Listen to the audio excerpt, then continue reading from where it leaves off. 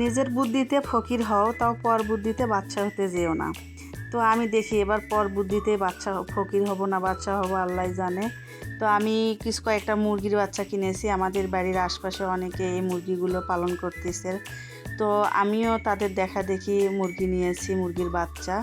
এগুলো হচ্ছে ব্রয়লারের মুরগির বাচ্চা। তো সাথে থাকেন ভিডিও শেষ পর্যন্ত। তো দেখা দেখি এই কথাটা এমনি এই জন্যই বললাম যে হচ্ছে পর বুদ্ধিতে ফকির নিজের বুদ্ধিতে বাচ্চা। আসলে আমাদের বাড়িতে কিন্তু দেশি মুরগিগুলো পালন করা যায় না, কারণ ওগুলো ছেড়ে না দিলে বড় হয় না। বাড়িতে খুব চিল্লাচিল্লি করে, আর বিড়ালের অত্যাচারে মুরগি পালন করা যায় না। তো ভাবলাম যে আশেপাশে সবাই যখন এগুলো মুরগি পালতেছে আমিও নিলাম। তো আমারও কিন্তু যথেষ্ট জায়গা আছে, এটা হচ্ছে একটা গরুর শেড।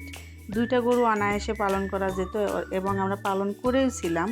তো সেই জায়গাটা গরু বিক্রি করে দেওয়ার পর থেকে এমনিতেই পড়ে আছে।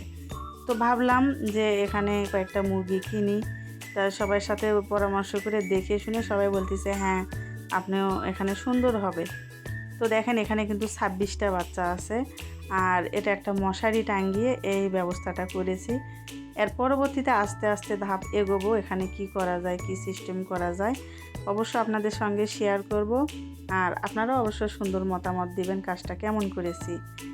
তো আমরা গ্রামের মানুষ 2-4টা মুরগি হাঁস মুরগি যদি লালন পালন না করি তাহলে আবার কেমন করে হয়। তো মুরগিগুলো যখন আমি নিয়েছিলাম তখন মুরগিওয়ালা ভাই আমাকে বলেছিল যে 3 দিন পানিতে ভিজাবেন না। তো মুরগিগুলো যেদিন নিছি তখনই পানি দিছি ওদেরকে খাইতে, সব পানি দিয়ে মানে সবগুলো মুরগি একদম ভিজে গেছিলো, যাওয়ার কারণে এদের পাতলা পায়খানা হয়েছিল।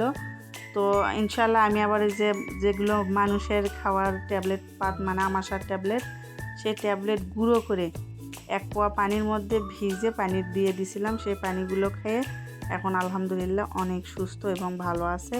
তবে আমার কিন্তু একটা বাচ্চাও এখনও নষ্ট হয়নি, আজ মাত্র 4 দিন বয়স। তো এগুলো মুরগির বাচ্চার পুরোপুরি আপডেট আপনাদেরকে আমি মাঝে মাঝে দিব।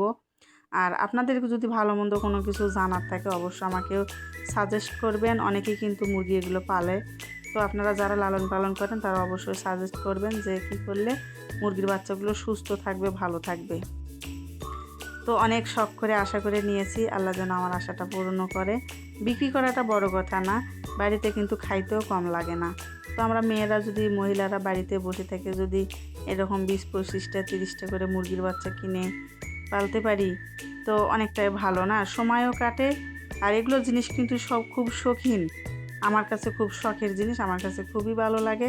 তো আপনাদের কাছে কেমন লাগলো অবশ্যই সুন্দর মতামতটি জানাবেন। তো এই যে আমার ক্যামেরাম্যান, এগুলো হচ্ছে আমার ক্যামেরাম্যানদেরকে একটু দেখিয়ে দিলাম। তো সবাই ভালো থাকেন, আল্লাহ হাফেজ।